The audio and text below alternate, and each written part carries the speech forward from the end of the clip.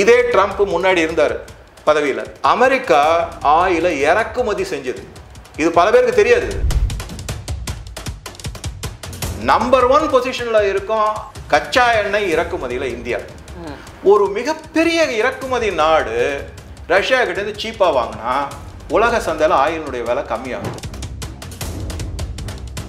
இது எப்படி புரிஞ்சுக்கிறது? அப்ப என்ன நாலா பக்கம் இந்த டபுள் கேம் விளையாடுற மாதிரி இருக்கு. அதான் டபுள் கேம் தான். இதைத்தானே ஆரம்பத்துல இருந்து சொல்லிட்டு இருக்காங்க எல்லாரும்.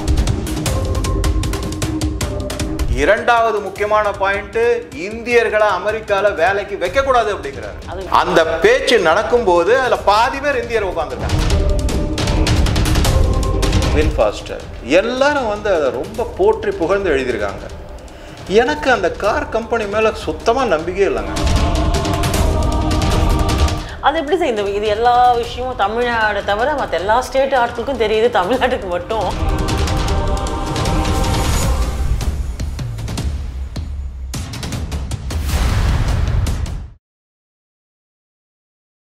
விவசாயத்தை எடுத்துக்கங்க. பாரத பிரதமர் மோடி 2014 வரும்போது என்ன சொன்னார்? விவசாயிகளுடைய வருமானத்தை இரட்டிப்பாக்குவேன்னு சொன்னார்ல. சரி, இன்னைக்கு அப்போ வந்து இருந்தது மாதம் 6000 ரூபாய் தான். விவசாயிகளுடைய மாத வருமானம்னு பார்த்தீங்கன்னா 6000 ரூபாய். இன்னைக்கு கிட்டத்தட்ட 15000 வந்திருக்கு. 1.5 மடங்கு ஏறி இருக்கு. இப்போ லேட்டஸ்டாக படித்தாங்க, இந்த ஆகஸ்ட் 1ஆம் தேதி 2000 ரூபாய் அனுப்பிட்டாரு. லட்சக்கணக்கான விவசாயிகள் அதனால பயனடைஞ்சிருக்காங்க. ஏன் நீங்க செய்யல? அது ஒண்ணு. இதெல்லாம் இருக்கட்டுங்க. இப்ப இந்த ட்ரம்ப் வட்டி மேல வரி மேல போட்டுட்டு இருக்காரு. நான் வந்து ஒரு 3 முக்கியமான காரணத்தை சொல்றேன். பல வீடியோல நான் சொன்னதுதான், திருப்பி சொல்றேன். நாங்க ஜெனட்டிக்கலி மாடிஃபைடு ஃபுட்டை வாங்க மாட்டோம். ஆமா, எப்படியாவது இந்தியாவுக்கு இம்போர்ட் பண்ணணும்னு நினைக்கிறாரு. அது வந்து வேண்டாங்கறாங்க, மக்களுடைய ஹெல்த் தான் முக்கியம் சொல்லிட்டு கிட்டத்தட்ட 50 லிருந்து 60 மில்லியன் டன் எக்ஸ்ட்ராவா இருக்கு அவங்களுடைய சோளம். Genetically modified. அதை யாரு விளைவிக்கிறாங்க? பில் கேட்ஸ் மாதிரி யாருங்க. கரெக்ட். அங்க இருக்கிறவங்களுக்கே வந்து பல பிரச்சனைகள் வந்து உடல் பிரச்சனைகள் ஏற்பட்டு ஃபர்ஸ்ட் பாயிண்ட் ட்ரீட்மென்ட்ல இருக்காங்க. அதே மாதிரி டைரி ப்ராடக்ட் வாங்க மாட்டோம். இங்கே யாரெல்லாம் கால்நடைகள் விவசாயிகள் இருக்காங்க அவங்களுடைய நலனா கெடுக்க மாட்டேன். 3வது எனர்ஜி. என்னுடைய நாட்டுக்கு எனர்ஜி செக்யூரிட்டி வேணும், எரிபொருள் பாதுகாப்பு தேவை, நான் எங்க வேணா வாங்குவேன் அப்படிங்கிறதான். இது ஆச்சுங்களா? இதை தவிர ட்ரம்ப் இன்னைக்கு கோபமா இருக்கிறதுக்கு மிக மிக முக்கியமான காரணம், அவர் பொய் சொல்லிட்டாரு அப்படிங்கிறத பார்லிமெண்ட்ல இன்டைரக்டா மோடி அவர்களும் ஜெய்சங்கர் அவர்களும் ராஜ்நாத் சிங் அவர்களும் சொன்னதுதான் காரணம். ஒன்னாச்சுங்களா? ஈகோ. இப்ப இன்னொரு பிரச்சனை பாருங்க. இவர் சொல்றாருல, சவுத் கொரியாவோட நான் அக்ரிமெண்ட் சைன் பண்ணிட்டேன் அப்படின்னாரு. கரெக்டா? அமெரிக்காவும் சவுத் கொரியாவும் அக்ரிமெண்ட் சைன் பண்ணிடுச்சு அப்படின்னாரு. சவுத் கொரியால இருந்து அவர் மினிஸ்டர், எக்ஸ்டர்னல் அஃபேர்ஸ் மினிஸ்டர், அதாவது ஃபைனான்ஸ் மினிஸ்டர் சொல்றாரு, நாங்க ஒன்றும் சைன்லாம் பண்ணல அப்படிங்க. சரி, இப்ப பாரத பிரதமர் வந்து ட்ரம்ப் போய் சொல்லல அப்படின்னா அப்ப சவுத் கொரியால போய் சொன்னாங்களா? சரி, 6 நாட்டுல நான் வந்து சீஸ் ஃபயர் வந்தாச்சு ஆயிடுச்சுங்கிறாங்க. எல்லா நாடும் திருப்பி போர் தான் நடத்திக்கிட்டு இருக்காங்க. நேத்திக்கு ஸ்டேட்மெண்ட் என்ன தெரியுமா சொல்லியிருக்காரு? இஸ்ரேல் அதிபர் நேத்தன்யாகு என்ன சொல்லியிருக்காரு? காசா ஃபுல்லும் நான் முடிச்சுட்டு தான் வேலையை விட்டேன், நான் நிறுத்த போறதில்லை அப்படிங்கிறாரு. சரி, ரஷ்ய அதிபர் என்ன சொல்றாரு? நியூக்ளியர் ஆர்மமெண்ட் ட்ரீட்டி ஒன்று இருந்தது, அது வந்து ஸ்டார்ட்னு உண்டு. அதை பத்தி தனியா வீடியோ நான் போடணும்னு ரொம்ப நாள் ஆசை எனக்கு. இந்த STARTன்னு ஒன்று இருக்கும், ஸ்டார்ட் அப்படின்னு. ஸ்டார்ட் 1 ஸ்டார்ட் 2 2 இருக்கு. ரஷ்யாவுக்கும் அமெரிக்காவுக்குமான ஒப்பந்தம். முன்னாடி USSR, அப்புறம் ரஷ்யாவா இருந்தபோது.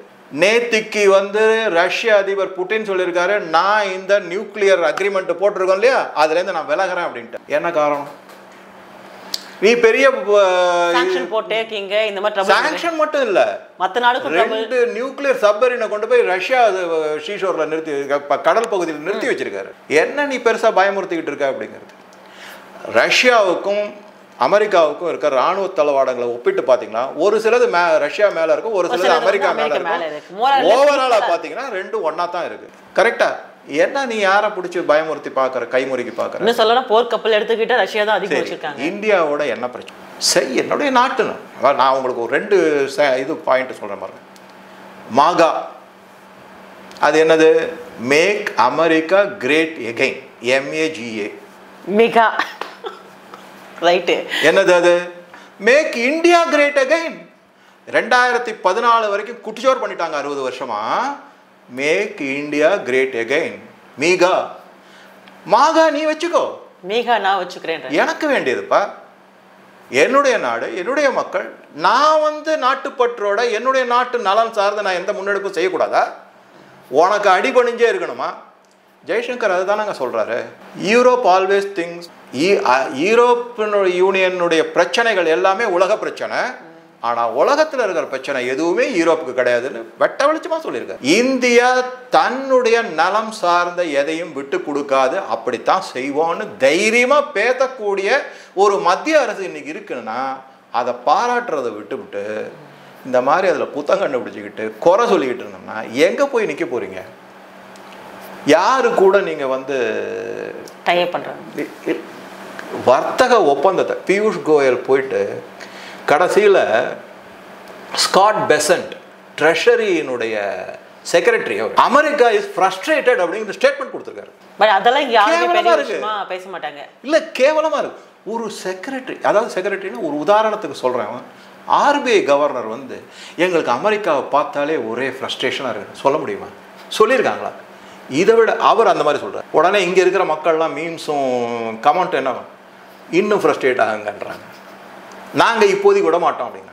ஒரு சின்ன எக்ஸாம்பிளோட இதை எப்படி கொண்டு போகிறாங்கன்னு, அதாவது ஒரு சின்ன ஸ்டோரி மாதிரி தான், நல்ல இன்ட்ரெஸ்டிங் ஸ்டோரி. என்னென்னு, அமெரிக்காவிலேயே குடிபெயர்ந்து குடியுரிமையெல்லாம் வாங்கி ஒரு குஜராத்தி அவர் ஒரு பேங்க்குக்கு போகிறாரு. பேங்க்குக்கு போயிட்டு இப்போ எனக்கு ஒரு $100 கடன் வேணும் அப்படின்னு பேங்க் மேனேஜர் சொல்கிறாராம். அமெரிக்காவில் நடக்கிறது இது என்ன? பேங்க் மேனேஜர் சொல்கிறாராம், நான் உனக்கு எவ்வளோ நாளைக்கு வேணும்? 1 month வேணும்.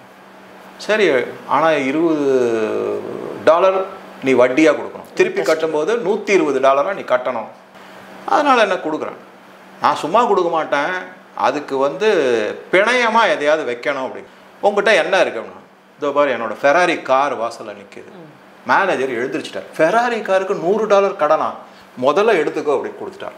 ஃபெராரி காரை வந்து பத்திரமா கூப்பிட்டு டிரைவர், எப்பா இதை ஜாக்கிரதை, ஃபெராரி காரு $100 கடன் கொடுத்துருக்கோம் பேங்க்கு, அவர் 1 மாதம் கழித்து $120 கொடுத்துட்டு கார் எடுத்துகிட்டு போவார் அப்படி. 1 மாதம் கழித்து அதே குஜராத்தி வந்தார். $120 கொடுத்துட்டு மேனேஜர் கேட்டாராம், என்ன சார் வந்து ஃபெராரி கார் வச்சுருக்கீங்க, நீ வெறும் $100 கடன் வாங்கிட்டு $20 கொடுத்துட்டு போகிறீங்களே அப்படின்னதுக்கு அவர் சொன்னாராம், 1 மாதம் இந்த மாதிரி ஒரு அமெரிக்காவில் இருக்கிற நியூயார்க் சிட்டி மாதிரி ஒரு இடத்துல பார்க்கிங் வெறும் $20 காஸ்ட் எனக்கு, நம்பர் 1.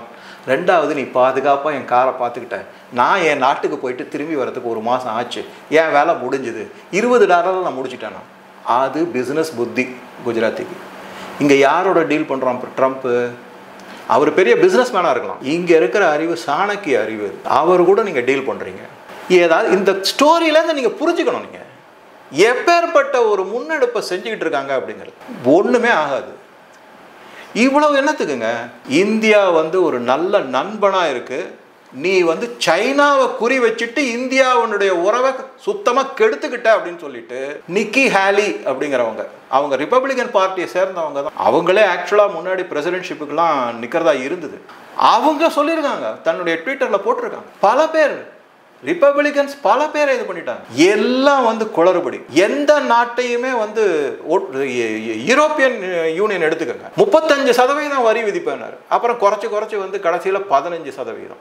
ஐரோப்பிய யூனியன்லேருந்து அமெரிக்காவுக்கு போகிற பொருட்களுக்கு 15%, ஆனால் அமெரிக்காவிலேருந்து ஐரோப்பாவுக்கு வரக்கூடியதுக்கு வந்து 0.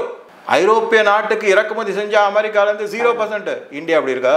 இப்போ இங்கிலாண்டோட ஒப்பந்தம் போட்டிருக்கோம், பல பொருட்களுக்கு 0%. அந்த மாதிரி நாட்டு நலன் சார்ந்தது. இது வந்து பரஸ்பரமான, திருப்பி நான் தான் சொல்றேன், சப்கா சாத் சப்கா விகாஸ் சப்கா பிரயாஸ். நீயும் வாழ், என்னையும் வாழ விடு, நானும் வாழ்வேன், உனக்கும் வாழ்வளிப்பேன், உனக்கும் உதவி பண்ணுவேன், பரஸ்பர பயனளிக்கக்கூடியதா. அந்த மாதிரி தான் நம்ம நாட்டு பிரதமர் நினைக்கிறாரு, செய்கிறார். எத்தனையோ ஆப்பிரிக்க நாடுகள், எத்தனையோ சவுத் அமெரிக்கன் நாடுகள், எவ்வளவு வேக்சின், எவ்வளவு இது. ஆப்கானிஸ்தானுக்கு tons and tons, hundreds of tons கோதுமை ஃப்ரீயாக கொடுத்துருக்கோம், உதவி பண்ணியிருக்கோம். நமக்கு எதிராக செயல்படக்கூடிய பங்களாதேஷுக்கு கொடுத்துருக்கோம், நமக்கு எதிராக செயல்பட்ட மால்டீவ்ஸுக்கு நம்ம உதவி பண்ணியிருக்கோம், ஸ்ரீலங்காவுக்கு உதவி பண்ணியிருக்கோம், அவங்களுக்குலாம் IMFல கேரண்டி கொடுத்துருக்கோம். நம்ம அப்படிப்பட்ட ஒரு நாட்டினுடைய எதையோ மனசில் வச்சுட்டு, சரி யுக்ரைன் வார்லேயே எடுத்துக்கோங்க, ஒரு உதாரணத்துக்கு சொல்கிறேன். யுக்ரைன் வாரில் இந்தியா எதையாவது சார்ந்து இருந்ததா? யுக்ரைனுக்கு சப்போர்ட்டாக இருந்ததா? ரஷ்யாவுக்கு சப்போர்ட்டாக இருந்ததா? கிடையவே கிடையாது. இந்த ஆயிலை பற்றி நான் உங்களுக்கு கடைசியாக ஒரு முக்கியமான விஷயத்தை மட்டும் சொல்கிறாங்க. இதே ட்ரம்ப் முன்னாடி இருந்தார் பதவியில். அப்போ அமெரிக்கா ஆயிலை இறக்குமதி செஞ்சது. இது பல பேருக்கு தெரியாது. இது நிறைய இறக்குமதி செஞ்சாங்க. அப்போ ட்ரம்ப்புக்கு வந்து ஆயிலுடைய விலை கம்மியாக இருக்கணும், குறைச்சிருக்கணும். புரிஞ்சுதுங்களா? ரஷ்யாவிலேருந்து இந்தியாவை அலோவ் பண்ணாங்க. இந்தியா குறைச்ச விலைக்கு வாங்கினான்னா உலக சந்தையில் ஆயிலுடைய விலை குறையும். அமெரிக்கா அதை வாங்கிக்கும். ரஷ்யாவிலேருந்து வாங்குறது இருக்குது. இல்லை, இன்னொரு பாயிண்ட் கூட இருக்குது, அதை அடுத்ததாக சொல்கிறேன். நான் இந்த ஆயிலை பொறுத்த வரைக்குமே நான் சொல்கிறேன். ஸோ அப்போ முதல் டேர்மில் ட்ரம்ப் முதல் டேர்மில் இறக்குமதி செஞ்சது அமெரிக்கா பல லட்சம் ton, millions of ton oil. அப்போ விலை குறைச்சி இருந்தது. நீ இந்தியாவை அலோவ் பண்ண, எந்தெந்த நாட்டிலோட அலோவ் பண்ண? ரஷ்யாவோட அலோவ் பண்ண, ஈரான்கிட்டேருந்து அலோவ் பண்ண, வெனிசுலா நாட்டிலேருந்து அலோவ் பண்ண. நயாராவோட பிரச்சனையே வெனிசுலா தானே. வெனிசுலாவிலேருந்து தானே நயாராவுக்கு ஆயில் வந்துச்சு. அது ஹிஸ்டரியே இருக்கே, உங்களுக்கு எல்லா தரவுகளும் இருக்கே. ஸோ அப்போ நீ அலோவ் பண்ண. எதனால? நம்ம குறைச்சி விலைக்கு வாங்கினோம்னா உலக சந்தையில் ஆயில் ப்ரைஸ் குறையும், அமெரிக்கா அதை கையில் எடுக்கும், தான் குறைச்ச விலையில் வாங்கணும். இப்போ என்ன திடீர்னு வந்தது? 2 கம்பெனி இருக்குது, எக்ஸன் மோபில், ஷெவரான். இந்த 2 கம்பெனியுமே இப்போ எக்ஸ்போர்ட் பண்ணுறாங்க. அமெரிக்காவிலேருந்து மற்ற நாடுகளுக்கு எக்ஸ்போர்ட் பண்ணுறாங்க. ஆயில் விலை நம்ம ரஷ்யா கிட்டே இருந்தோம் கிட்டத்தட்ட 38லேருந்து 42% நம்ம ரஷ்யா கிட்ட வாங்கக்கூடிய ஆயில் ஆயிடுச்சு. இன்னைக்கு உலகளவில் நம்பர் 1 பொசிஷனில் இருக்கும் கச்சா எண்ணெய் இறக்குமதியில் இந்தியா. ஒரு மிகப்பெரிய இறக்குமதி நாடு ரஷ்யா கிட்டேருந்து சீப்பாக வாங்கினா உலக சந்தையில் ஆயிலுடைய விலை கம்மியாகுது. உலக சந்தையில் ஆயிலுடைய விலை கம்மியாச்சுன்னா அமெரிக்க கம்பெனிகளான எக்ஸன் மோபிலும் ஷெவரானும் விற்கக்கூடிய ஆயிலுடைய விலை கம்மியாகுது. அதனால அவங்களுடைய ப்ராஃபிட்டு குறைஞ்சிருக்கு. நான் ஸ்டாட்டிஸ்டிக்ஸ் கூட சொல்ல முடியும். 23% எக்ஸன் மோபிலுடைய ப்ராஃபிட்டு இப்போ Q2, அதாவது அவங்க வந்து என்னன்னா ஜனவரி டு டிசம்பர் தான், அவங்க ஜனவரியிலேருந்து மார்ச் வரைக்கும் Q1, April to June Q2. இந்த Q2ல 23% எக்ஸன் மோபிலுடைய ப்ராஃபிட்டு குறைஞ்சிருக்கு. 44% ஷெவரான் ஆயில் கம்பெனியினுடைய ப்ராஃபிட்டு குறைஞ்சிருக்கு. லாஸ் அவங்களுக்கு. நான் வெளிநாட்டுக்கு ஏற்றுமதி செய்யும் போது ஆயில் விலை நிறையா இருக்கணும், நான் வெளிநாட்டிலேருந்து இறக்குமதி செஞ்சால் ஆயில் விலை கம்மியாக இருக்கணும். என்ன டைப் ஆஃப் செல்ஃபிஷ்னஸ் இது? சரி, இது ஒரு பக்கம். அப்போ என்ன மற்றவங்கெல்லாம் வந்து இந்தியா மட்டும்தான் ரஷ்யாவிலேருந்து வாங்குதா? இல்லை, இப்போ இந்த ஆயிலையும் தாண்டி ரஷ்யா கிட்ட இருந்து அமெரிக்கா இப்போ யுரேனியம் கூட இப்போ ரைட் நவ் இம்போர்ட் பண்றதாவும் இருக்கு. அப்போ இது எப்படி? இது பொருளாதார தடை ரஷ்யா மேல போட்டுட்டு பட் இந்தியா மட்டும் ஆயில் வாங்க கூடாதுன்னு ரீசனும் சொல்லிட்டு at the same time Russia கிட்ட இருந்து அமெரிக்கா வந்து யுரேனியம் இம்போர்ட் பண்றது வந்துட்டு இது எப்படி புரிஞ்சுக்கிறது? அப்ப என்ன நாலா பக்கம் இந்த டபுள் கேம் விளையாடுற மாதிரி இருக்கு. அதான் டபுள் கேம் தான். இதைத்தானே ஆரம்பத்துல இருந்து சொல்லிட்டு இருக்காங்க எல்லாரும். நானுமே சொல்றேங்க, ஆரம்பத்துல ட்ரம்ப்னுடைய அந்த தேர்தல் பொது வெளியில் அவர் வச்ச உரைகள், அவர் வச்சக்கூடிய பாயிண்ட் எல்லாம் பார்த்த உடனே சரி, ஒரு நிஜமாவே ஒரு நேஷ்னலிஸ்ட்டு, அமெரிக்காவுக்கு ஏதோ செய்ய போகிறாரு, அந்த மாதிரிலாம் நானும் நம்பினேன். கடைசியில் பார்த்தா பைடனை விட நிறையா பாம் இவர் போட்டிருக்காரு. பைடன் 25 வருஷத்தில் 6 ட்ரில்லியன்லேருந்து 37 ட்ரில்லியன் வரைக்கும் வந்திருக்கு. 36 ட்ரில்லியன், 4 மடங்கு 5 மடங்கு கடன் 20 வருஷத்தில் ஏறி இருக்கு அமெரிக்காவுக்கு. அதில் 4 வருஷம் இவரோடது போன டேர்மில். இப்போ 6 மாதத்தில் 1 ட்ரில்லியன் இருக்கு. 6 மாதத்தில் 1 ட்ரில்லியன் கடன் சும்மா அதிகமாக இருக்குன்னா இவர் 4 வருஷம் இருக்க போகிறாரு, 8 ட்ரில்லியன் ஏறிடும், அதிகமாக கூட ஆகலாம். அந்த மாதிரி இருக்கும்போது இவருடைய மேலே இருக்கக்கூடிய நம்பகத்தன்மை போயிடுச்சு. இவர் தேர்தலில் ஜெயிச்சு வரணும். ஏன்னா இது அமெரிக்காவில் 2 முறை தான் இருக்க முடியுங்க. ஸோ இது கடைசி முறை. எப்படியோ தகுடு துத்தம் பண்ணி பொய்யோ ஐயோ எதையோ சொல்லி ஒரு மாதிரி தேர்தலில் ஜெயிச்சாச்சு. இனிமேல் தன்னுடைய இஷ்டம்தான், எத்த வேணாலும். நான் இதெல்லாம் சொல்லக்கூடாதுன்னு நினச்சேன். ஒரு வீடியோ பார்த்தேன், ஒரு பிரதமர் நாட்டு மக்களுக்கு வந்து ஒரு முன் உதாரணமாக இருக்க வேணாம். அவர் ஒரு டிவி பேட்டியில் வந்து ஒரு லேடி கேட்குறாங்க, உங்கள் பொண்ணு இவான்காவை பார்த்தா என்ன தோணுது உங்களுக்குன்றதுக்கு அவர் என்ன தெரியுமா சொல்கிறாரு?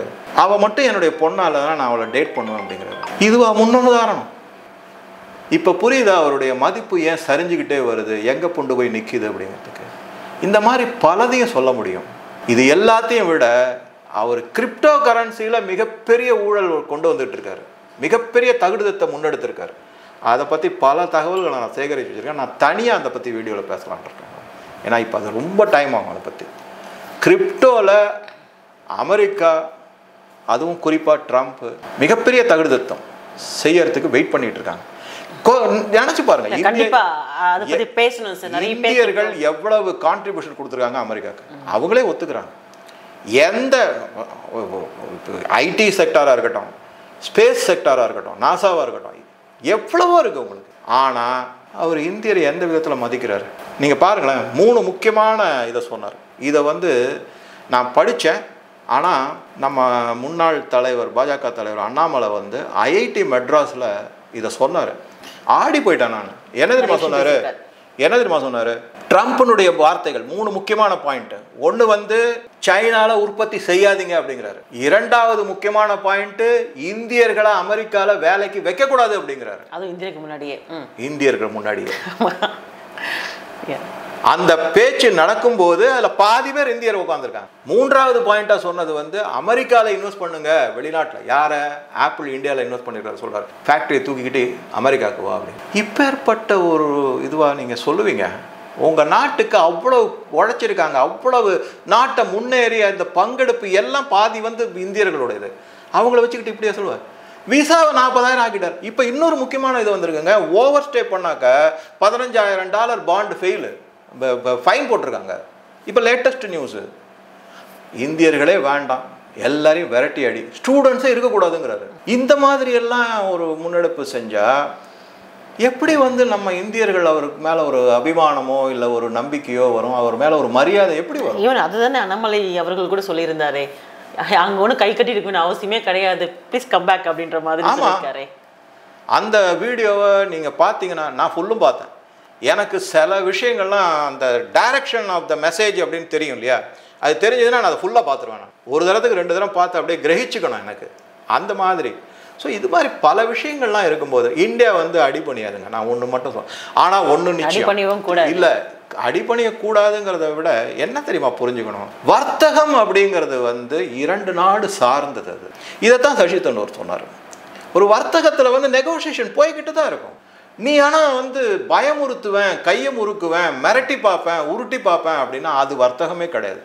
அது அடாவடித்தனம், அது பேச்சுவார்த்தை கிடையாது. பேச்சுவார்த்தைக்கும் அடாவடித்தனத்துக்கும் டிஃபரன்ஸ் இல்லையா? நம்ம அடாவடித்தனம் வேணாங்கிறோம், உனக்கும் நன்மை எனக்கும் நன்மை. ஆனால் நான் இந்திய விவசாயிகளை, இந்திய இந்த கேட்டில், அதாவது இந்த பால் சார்ந்த இது இல்லையோ அதெல்லாம், அதே மாதிரி இந்தியா மக்களினுடைய உடல் நலம் சார்ந்தது, அதெல்லாம் நாங்கள் விட்டு கொடுக்க மாட்டோங்கிறது உறுதியாக இருக்காங்க. இதில் என்ன தப்பு? கண்டிப்பாக $129 பில்லியன் வர்த்தகம் நடக்குது இந்தியாவுக்கும் அமெரிக்காவுக்கும். அதில் $45 பில்லியன் இந்தியாவுக்கு சர்ப்ளஸ் இருக்குது, ட்ரேடு சர்ப்ளஸ் இருக்குது. சரி, இன்றைக்கி 50% போட்டார். யார் அந்த வட்டியை கொடுக்க போகிறாங்க? அமெரிக்க மக்கள் தான் கொடுக்க போகிறாங்க. பைத்தியகாரத்தனமாக பண்ணிட்டு இருந்தாக்க என்ன பண்ண முடியும்? ஒரு ஸ்டேஜில் வேறு வழியே கிடாமல் நிற்பாங்க. இது தொடர்ந்து இதுக்கு ஒரு முடிவு காலம் வரும். ட்ரேடை விட்டுற மாட்டாங்க. அது மட்டும் நல்லா நான் சொல்கிறேன், திருப்பி நான் சொல்கிறேன், ட்ரேடு நடக்கும். 2 பேருக்கும் சாதகமான வேலைத்தான் நடக்கும். அது மட்டும் இல்லை சார், இது தொடர்ச்சியாக பார்க்கும்போது அந்த கிரிப்டோ கரன்சி பற்றி சொன்னீங்க, அதையும் பேசலாம். அது மட்டும் இல்லாமல் இங்கிருந்து எக்ஸ்போர்ட் பண்ணக்கூடிய நம்ம இந்தியன்ஸ்க்கு ஃபேவராக இவர் சென்ட்ரல் கவர்மெண்ட் முக்கியமான ஒரு இனிஷியேட்டிவ் எடுத்திருக்காங்க. அதை பற்றியும் நம்ம அடுத்த வீடியோவில் கண்டிப்பாக பேசி தான் ஆகணும். முடிஞ்சால் நான் உங்களோட பேசுகிறேன், இல்லை நானே ஒரு ப்ரெசன்டேஷன் ஒன்று கொடுக்குறேன். தென் பார்ப்போமே. இப்போ 50% அப்படிங்கிறது ஒரு ஷாக்காகவே தோணலை. அடுத்ததான் 75, அப்போ 100 கூட சொல்லுவார். சைனா போட்டிருக்காரு. இப்போ சைனாக்கு 100% சொல்லும் போது இதே மாதிரி தான் ஆகுன்றது நமக்கு தெரியல. இது இன்னொன்று சொல்கிறேன். இன்னைக்கு ஒரு வேளை நம்ம ஒத்துக்கிட்டோம், இல்லை நெகோஷியேட் பண்ணோம், 25% நான் ஒத்துக்கிறேங்க, நீங்கள் கையெழுத்து போகலாம், 50%லேருந்து குறைங்க அப்படின்னு. 6 மாதத்துக்கு அப்புறம் திருப்பி அவர் ஏற்ற மாட்டாருங்கிறது என்ன கேரண்டி? ஏன்னா அவர் பழகி போயிடுச்சு. அவருக்கு தெரியும், நான் என்ன டாரிஃப் போட்டாலும் எப்படியாவது கையை முறுக்கி மிரட்டி உருட்டி பண்ணிடலாம் அப்படிங்கிற மாதிரி. அதுக்கு இடம் கொடுக்கக்கூடாதுங்கிறதுக்காக நான் தான் சொல்கிறேன்ல, ட்ரேடு நெகோசியேஷன்ஸ் அடாவடித்தனம் ஒத்து வராது, பேச்சுவார்த்தை தான் ஒத்து வரும். Negotiation is different from atrocity, அதில் ஒத்து வராது அது. ஆனால் ட்ரேடு நடக்கும். நீங்கள் வேணால் பாருங்கள், இது விட்டு விட மாட்டாங்க. அவங்களாலையும் விட முடியாது, இந்தியாவாலையும் விட முடியாது. ஏன்னா அதுதான் அந்த டைம் பீயிங்காக தான் இந்தியாவும் ஏற்றுமதியாளருக்கு சூப்பராக சில விஷயம் பண்ணி வச்சிருக்காங்க. இப்போ ஆமாம், பல நாடுகள் அது இந்தியாவுக்கும் தெரிஞ்சாச்சு இல்லையா, தெரியும்ல. இன்னும் கொஞ்ச நாள் எப்படி திரும்பி வரும் தெரியும். அது வரைக்கும் டேக்கிள் பண்ணுறதுக்கும் ரெடி பண்ணிட்டாங்க. சின்ன விஷயம் சொல்கிறேன் பாருங்க. பிரேசில் நாட்டு அதிபர் லூலா இருக்கார், லூலா டி சில்வா. அவர் என்ன தெரியுமா சொல்லியிருக்காரு? நான் அசந்து போயிட்டேன். அவர் அந்த லாங்குவேஜில் பேசுகிறாரு, ஆனால் இங்கிலீஷ் டிரான்ஸ்லேஷன் வந்தது. ட்ரம்ப்பும் சிஐஏவும் சேர்ந்து என்னை பதவியிலேருந்து விலக்கி ஆட்சி மாற்றத்தை பண்ணிக்கிட்டு இருக்காங்கன்னு சொல்லியிருக்காரு அவர். இந்த மாதிரி ஒரு குற்றச்சாட்டு வச்சுருக்காரு. இப்போ அவர் பொய் சொல்கிறான்னு சொல்லுங்க. ட்ரம்ப் சொல்கிறது எல்லாம் உண்மை, அப்போ மற்றவங்க சொல்கிறது உண்மைன்னு எடுத்துக்க வேண்டியதானே? இதெல்லாம் நிறைய விஷயம் நடக்குது. ஜியோ பாலிட்டிக்ஸ் வந்து ஒரு ஸ்ட்ரெயிட் லைனே கிடையாது. அதில் நிறைய ஜிக்ஸாக் இருக்கும், மேடு பள்ளங்கள் இருக்கும். அதை எல்லாத்தையும் சமாளித்து வர்றதுங்கிறது வந்து ஒரு பெரியது. அதுக்கு அதாவது ஒரு இந்தியா இஸ் பிளஸ்டு அப்படின்னு வாங்கல, அந்த மாதிரி இப்போ ஒரு அருமையான டீம் இருக்குது. பாரத பிரதமர் இருக்கார், அஜித் தோவல் இருக்கார், ஜெய்சங்கர் இருக்கார், ராஜ்நாத் சிங், நிர்மலா சீதாராமன், பியூஷ் கோயல், எத்தனையோ பேர் இருக்காங்க, அஸ்வினி வைஷ்ணவ், பெரிய டீம் இருக்குங்க. இந்தியாவுடைய குரோத்தை யாராலும் தடுக்கவே முடியாது. இப்போ அது வந்து மொமெண்டமில் இருக்குது, ஸ்டார்டிங்கில் கிடையாது, இனர்ஷியால் இல்லை. It is already in momentum. இதெல்லாம் கொஞ்சம் ஃபிசிக்ஸு அந்த மாதிரி. It has already gained momentum. அது எப்படி சார்? இது எல்லா விஷயமும் தமிழ்நாடு தவிர மற்ற எல்லா ஸ்டேட் ஆட்களுக்கும் தெரியுது, தமிழ்நாட்டுக்கு மட்டும் தெரிய மாட்டேங்குது. இங்கே இருக்கிற மீடியாக்கள் தான். இன்றைக்கி சாயங்காலம் கூட ஒருத்தர்கிட்ட பேசிக்கிட்டு இருந்தேன், பாஜகவை சேர்ந்தவர் தான்.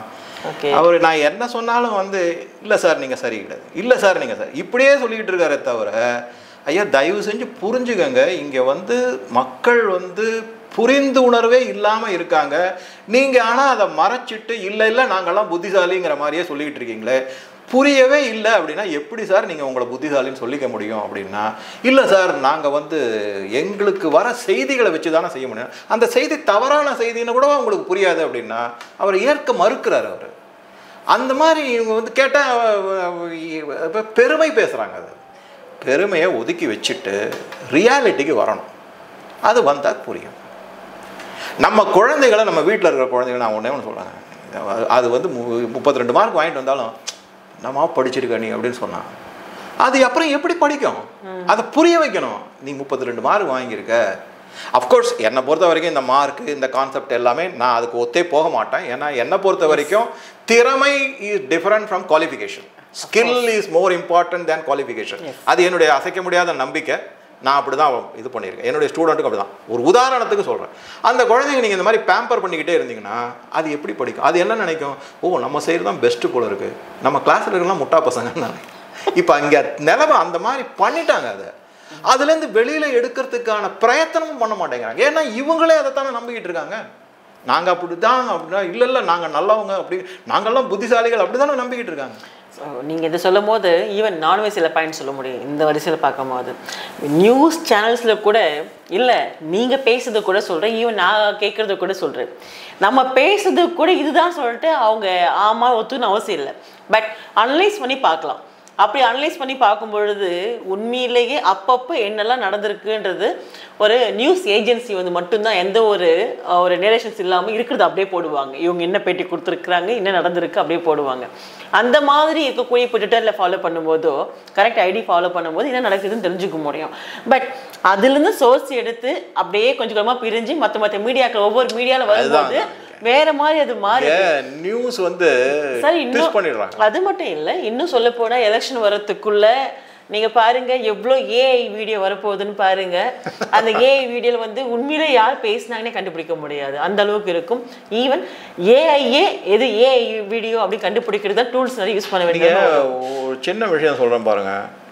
இப்போ ஒரு கார் ஃபேக்ட்ரி ஆரம்பிச்சிருக்காங்க இங்கே தூத்துக்குடியில்.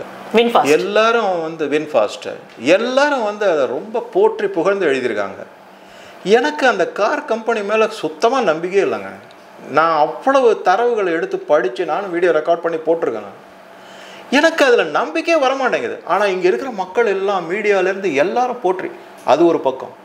இன்னொன்று வந்து இந்த பாகிஸ்தானில் கோல்டு இருக்கணும். எல்லா மெயின் ஸ்ட்ரீம் மீடியாவும் சரி, யூடியூபும் சரி, பாகிஸ்தான் அப்படியே எங்கேயோ போயிடுச்சு அப்படிங்கிறாங்க. இந்தியாவோட வளர்ச்சி அது பாபா அதில் வந்து என்ன உண்மையாக சொல்லியிருக்கு அப்படின்னு பார்த்தாங்கன்னா ஒன்றுமே இல்லை. எல்லாம் வந்து இங்கே சொல்கிறாங்க எல்லாம் கப்ஸா, வெறும் கேஸ். அதை ஒருத்தர் சொல்லியிருக்காரு, இது வந்து Trump is only releasing gas, there is no petrol அப்படின்னு ஒருத்தர் போட்டு என்ன சொல்ல முடியும் நீங்கள்? ஆனால் தான் அடிக்கடி சொல்கிறதான் உண்மை வீட்டை விட்டு கிளம்புறதுக்கு முன்னாடி வதந்தி உலகத்தையே சுற்றி வந்துடுங்கிற மாதிரி இங்கே அதைத்தான் நம்புகிறாங்க. இது வந்து பிரெயின் வாஷிங், இது ஏதாவது இன்டாக்ட்ரினேஷனுங்கிற மாதிரி. இது கொஞ்சம் கொஞ்சமாக தான் வரும். இதில் என்ன வேடிக்கைன்னா படித்த இளைஞர்களுக்கு அவங்களுக்கு வந்து இந்த மாதிரி நாட்டு நடப்பு பாலிட்டிக்ஸு அதுலலாம் கொஞ்சம் கம்மியாக இருக்குது இன்ட்ரெஸ்ட்டு. அது அவங்க கொஞ்சம் இன்ட்ரெஸ்ட்டோட வந்தாங்கன்னு வச்சுங்களேன், அப்படியே நான் சொல்கிறேன் தமிழ்நாடு அப்சைட் டவுன் ஆகிடும். இல்லை, அது ரெண்டு விஷயம் பெரிய ஒரு ஸ்ட்ரகிள் ஃபேக்டராக நான் பார்க்குறேன். அந்த கலாச்சாரம் வந்து சேஞ்ச் ஆனது மிக முக்கிய காரணமாக பார்க்குறேன். அதாவது அந்த குடும்ப பிணைப்பு, அந்த பாசம், கூட்டு குடும்பம், பின்னாடிலாம் யார் பார்த்துப்பாங்க, அப்பா அம்மா தாத்தா பாட்டி, இந்த விஷயங்கள் ஃபஸ்ட்டு போயிட்டு இன்னைக்கு தனி மனித ஒரு சுகம், அதுவும் அந்த ஏஜ்க்கு உண்டான ஃபியூச்சர் அப்படியே கிடையாது. அதுக்கடுத்து யார் பார்த்துப்பாங்கன்னு தெரியாத மாதிரி சுற்றிட்டு இருக்காங்க இல்லையா? நான் வந்து இளைஞர்களை குறை சொல்லலை, அவங்களுடைய ப்ரையாரிட்டி டிஃப்ரெண்ட் ஆகிடுச்சு, வேற ஒன்றும் கிடையாது. கொஞ்சம் வந்து நாட்டுக்காகவும் நம்ம இருக்கணும், ஏதாவது செய்யணும் அப்படின்ற ஒரு முனைப்பு வந்துச்சுன்னா நல்லாயிருக்கும். அதனால தான் நான் சொல்கிறேன் பாருங்கள், நான் கடந்த ஒரு 6 மாதமாக நான் சில நிகழ்வுகளை ரொம்ப குறிப்பாக உன்னிப்பாக கவனிச்சிட்டு வரேன். நான் ஏதோ வந்து இப்போ நான் சொன்னேன்னு வச்சுங்களேன், எப்படி பாரத பிரதமரை நீ ரொம்ப போட்டுற புகழற அவரையே துதிபாடிட்டு இருக்காங்க மாதிரி, அதே மாதிரி இப்போ அண்ணாமலையும் சொல்ல ஆரம்பிச்சிருவாங்க. நான் இப்போ பேசணுன்னாக்கா பட் இதுதான் உண்மை. என்ன அப்படின்னா, நான் கிட்டத்தட்ட கடந்த ஒரு 4-6 மாதங்களாக கவனிச்சிட்டு வரேன். அவர் சும்மா இல்லை, அவர் பின்புலத்தில் ஏதோ செஞ்சுக்கிட்டு இருக்காரு. என்ன செஞ்சுட்டு இருக்காருன்னா, பல என்ஜிஓக்கள் அதில் முனைப்பாக பயங்கரமாக பங்கெடுத்து செய்கிறார். எங்கே குறிப்பாக அவர் எடுத்து செய்கிறாருன்னா இளைஞர்கள் மத்தியில். அதுலேயும் குறிப்பாக எதை பற்றி செய்கிறாருன்னா ரூரல் எக்கானமி. நான் சொல்கிறேன், ரூரல் எக்கானமி தான் இந்தியாவில் மிகப்பெரிய அளவில் வரப்போகுது. இப்போ அதை பற்றி சொல்லும்போது அந்த எதுக்காக வந்து இந்த ரூரல் எக்கானமியை பற்றி சொல்கிறேன் அப்படின்னா, நம்ம 2 வீடியோ போட்டிருந்தோம். ஒன்று வந்து பசுஞ்சாணத்தை பற்றி போட்டிருந்தோம். அதுக்கு அடுத்த வீடியோவில் வந்து ரூரல் எக்கானமியில் இது மாதிரிலாம் சில முன்னெடுப்புகள் இருக்குங்கிறத சொல்லியிருந்தேன். நான் ஒரு சின்ன கோடிச்சு காமிச்சேன். அந்த கோடிச்சு காமிச்சது எங்கேருந்து எடுத்தேங்கிறத உங்கள் கூட நான் ஷேர் பண்ணுறேன். மேடம் தேன்மொழி வந்து சேந்தமங்கலம் அப்படின்னு நாமக்கல் பக்கத்தில் ஒரு சின்ன கிராமம், கொல்லிமலைக்கு கீழே, அங்கே வந்து ஹோஸ்ட்டாக போயிருந்தாங்க. நிகழ்ச்சி தொகுத்து அதெல்லாம் செஞ்சுட்டு இருந்தாங்க மேடை மேலே. அங்கே வந்து அண்ணாமலை சார் வந்திருந்தார், அப்புறம் பல கட்சிகளை சேர்ந்துருந்தவங்க வந்திருந்தாங்க, அப்புறம் எக்ஸ் ஆர்மியில் ஒரு மேஜர் வந்திருந்தார், எல்லோரும் வந்திருந்தாங்க. நல்ல கூட்டம், ஒரு 600-700 பேர் ஒரு சின்ன கிராமத்தில் கூடுறாங்க, அதுவும் தானாக சேர்ந்த கூட்டம். அதில் வரும்போது மேடம் தொகுத்து வழங்கிக்கிட்டே இருக்கும்போது அந்த நிகழ்ச்சி தொகுப்பை எல்லாம் நான் பார்த்தேன். அப்போ வந்து அண்ணாமலையும் மேடம் கூட நல்லா ஏதோ பேசிக்கிட்டு இருந்தாங்க. என்ன பேசினாங்க, என்ன டிஸ்கஷன், அது நமக்கு தெரியாது. இருந்தாலும் நான் எதை கவனித்தேன் அப்படின்னா, அங்கே வந்து அவர் சொன்னார், இந்த மாடு வளர்ப்பை பற்றி அவர் சொன்னார். அவர் அந்த நிகழ்வில் நீங்கள் கவனிச்சிருப்பீங்கன்னு நினைக்கிறேன். அது கவனிச்சிங்களா எனக்கு தெரியாது, கவனிக்க முடிஞ்சது. அது என்ன சொன்னார் அவர், சொல்லுங்க பார்ப்போம். இன்னைக்கு யங்ஸ்டர்ஸ் எல்லாம் வந்து சாணத்தை கையில் தொட்டு பாருங்க, அது எவ்வளோ இதுவாக மாறுதுன்னு சொல்லியிருந்தாரு. கோல்டுங்கிற மாதிரி சொன்னார். அந்த சாணத்தை நீங்கள் கையில் தொடுங்க, உங்களுக்கு தெரியும் அது கோல்டு அப்படின்னு சொன்னார். அதோடு இல்லாமல் மிக முக்கியமான ஒரு பாயிண்ட் சொன்னார். என்னென்னா, நீங்கள் 10 மாடு வாங்கினீங்கன்னா லோன். ஆமாம், இது லோன். 5 மாடுக்கு மத்திய அரசு மானியம் கொடுக்குதுங்கிறாரு, பாக்கி 5 மாடுக்கு முத்ரா லோன் கிடைக்குதுங்கிறாரு அவர். அப்போ கிடைக்குதுன்னு சொல்கிறவர் அதற்கான சாத்தியக்கூறுகள் எல்லாத்தையும் உறுதி செஞ்சதுக்கு அப்புறமா தான் அறிவிப்பே செஞ்சுருக்காரு. இதெல்லாம் தான் நம்ம உணரணும். ரீட் இன் பிட்வீன் தி லைன்னாக்கா இதுதான் நான் சொல்கிறது. அவர் ஒரு விஷயத்தை பொது வெளியில் மேடை மேலே பொது மேடையில் சொல்கிறாருன்னா அதற்கான சாத்தியக்கூறுகள் இருக்குதுன்னு அர்த்தம். அதுக்காக உடனே சார் நான் போனேன் எனக்கு லோனே கொடுக்கணும்னா அது மாதிரி அதுக்கு சில நார்ம்ஸ் எல்லாம் இருக்குது. ஒரு அளவுக்காவது ஃபுல்ஃபில் பண்ணிங்கன்னா டெஃபினட்டாக கிடைக்கும், டெஃபினட்டாக இது பண்ணலாம். எத்தனையோ பேர் வந்து அதில் பயனடைஞ்சிருக்காங்க. அவர் பல விஷயங்களை சொல்லியிருக்காரு. இதை விட இன்னும் ஐஐடியில் நான் அந்த தகவல்கள் எல்லாம் வச்சுருக்கேன், உங்கள் கூட கண்டிப்பாக அதை ஷேர் பண்ணுறேன். நீங்கள் பாருங்கள், ரூரல் எக்கானமியை பற்றி திரு அண்ணாமலை அவர்கள் ஐஐடி மெட்ராஸில் அதுவும் இளைஞர்களுக்கு மத்தியில் பேசுனது எனக்கு ரொம்ப அப்படியே இம்ப்ரெசிவாக இருந்தது, எனக்கு ரொம்ப பிடிச்சிருந்தது. எனக்கு அதனுடைய தகவல்கள்லாம் நான் ஃபுல்லாக எடுத்து வச்சுருக்கேன், உட்காந்து திருப்பி படிக்கிறேன். ஏன்னா அதை உள்வாங்கணும். எனக்கு முதல்ல எங்கே போகுது, என்ன எடுக்கிறாங்க, முன்னெடுப்பு என்ன செய்கிறாங்க அப்படிங்கிறத புரிஞ்சுக்கணும். நான் அதுக்கப்புறமா அதை உங்கள் கூட ஷேர் பண்ணணுன்னு இருக்கேன். அங்கே அவர் ரொம்ப அழகாக பேசினார். கிராமம் தான், ரூரல் தான், செல்ஃப் எம்ப்ளாய்மெண்ட் அப்படிங்கிறார் அவர். அதுதான் முக்கியம். அதில் முக்கியமாக அவர் சொன்னது தான் ரொம்ப அதிசயமான ஒரு விஷயம். என்னென்னா, ஐஐடி மெட்ராஸினுடைய டைரக்டர் காமகோட்டின்னு இருக்கார். அவர் வந்து தன்னுடைய வீட்டில் யாருக்கோ கேன்சர் வந்துருச்சு, 84 வயசுல 82 வயசுல. என்னன்னு கண்டுபிடிச்சல ஆர்கானிக் ஃபார்மிங்கில் ஆரம்பித்து இப்போ கும்பகோணத்து பக்கத்தில் அவர் அதை பற்றி அண்ணாமலை சார் விரிவாக சொல்லியிருக்காரு. பிரமாதமான லெக்சர் அதெல்லாம். நம்ம இந்த மாதிரி லெக்சரை கேட்கணும். அதைத்தான் நான் என்ன சொல்ல வரேன்னா, இளைஞரை உள்ள நுழைக்கிறாங்க இந்தியாவில். நீங்கள் விட்டேத்தியாக இருக்கீங்கன்னு அவங்கள ஒதுக்கி வைக்கிறாங்க இல்லையா மற்ற அரசியல்வாதிகள்லாம். அவங்களுக்கு மற்ற பழக்கங்களை உண்டு பண்ணி 2-3 கெட்ட பழக்கங்கள்லாம் இருக்குது, சர்வசாதாரணமாக அதுக்கு பலியாகிட்டு போகிறாங்க. இவர் ஆனால் என்ன பண்ணுறாருன்னா நல்ல விஷயத்தில் உள்ளே கொண்டு வர்றாரு. அந்த இளைஞர்களை ஒருங்கிணைச்சு அவங்களுக்கு ஒரு இன்ட்ரெஸ்ட்டை உருவாக்கி அதை கொண்டு வர்றாருலாம். அதை பண்ணும்போது இதனால தான் நான் சொன்னேன், ஏகப்பட்ட என்ஜிஓஸுக்கு முன்னெடுப்புகள் செஞ்சு இளைஞர்களை ஒருங்கி. நான் சொல்கிறேங்க, இந்த சேந்தமங்கலம் அசம்பிளி யூத் ஃபெடரேஷன் அதனுடைய பேர். அந்த மாதிரி ஒரு முன்னெடுப்பு செய்கிறாங்க அப்படின்னா யார் இம்பார்ட்டண்ட்டாக இருக்குது? த கண்ட்ரியினுடைய demography below 30 years, most important factor for the growth of India. அதை முன்னெடுத்திருக்காங்க. அதுதான் முக்கியமான. கண்டிப்பாக பல விஷயங்கள் பேசியிருக்கிறோம். இது வந்து உண்மையிலே பார்க்கக்கூடிய எல்லாருக்குமே வந்துட்டு ஒரு ஐ ஓப்பனர் மெசேஜ் தான் நான் சொல்ல முடியும் என்னால். கண்டிப்பாக லாஸ்ட்டாக ஒரே ஒரு ரிக்வஸ்ட் பண்ணிக்கிறேன். நான் வந்து அண்ணாமலை துதி பாடலை, உண்மையை அவர் என்ன செய்கிறாருங்கிறது எனக்கு பிடிச்சிருக்கிறதுனால அதை சொன்னேன். நான் அதில் சில உண்மை செய்திகள் இருக்குங்கிறதுனால நான் உங்ககிட்ட ஷேர் பண்ணேன், அவ்வளோதான். உடனே அண்ணாமலை துதி பாடிட்ட நீ அண்ணாமலை இதுக்காது இது தயவு செஞ்சு அது மாதிரி நினைக்காதீங்க, அவ்வளோதான். நன்றி சார். வணக்கம், நன்றி.